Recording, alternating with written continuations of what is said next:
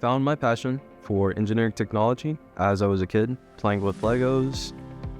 That took off into middle school when I started playing with Mindstorm. And it really got my attention as far as engineering, robotics, coding. In the 11th grade, I decided to just move on to Palm Beach State College. From 11th grade, being an early admit student, I was able to experience firsthand some of the courses that Palm Beach State offered. It was amazing, so I just continued with that, and I went into dual enrollment. And keep pushing the boundaries of what you can achieve.